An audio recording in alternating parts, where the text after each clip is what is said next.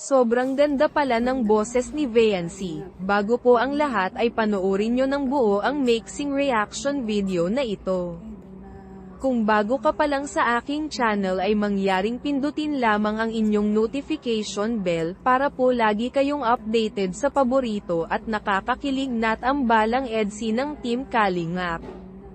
Salamat po sa founder ng Team Kalingap na po kay Kalingap Val Santos Matubang, Ate Edna Vlog at Kalingap Rab. Viancy hindi nagdalawang isip na pagbigyan ang hiling ng mga viewers na siya ay kumanta. Edo sobrang kinikilig habang pinapanood si Viancy na kumakanta.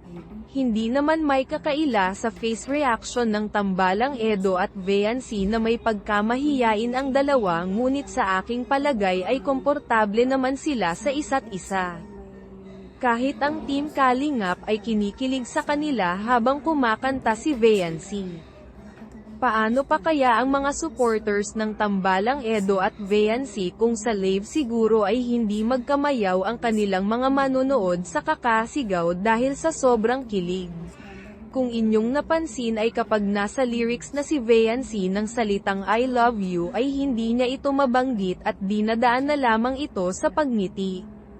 Si Edo naman ay nagtanong kung bakit hindi niya ito mabanggit. Sa aking opinyon kaya sumikat ang tambalang Edo at Viancy sapagkat nakikita ng mga viewers ang sinseridad nila sa bawat isa at nakikita din naman natin na sobrang simple lamang ni Viancy, bagay na sobrang nagugustuhan ni Kalingap Edo.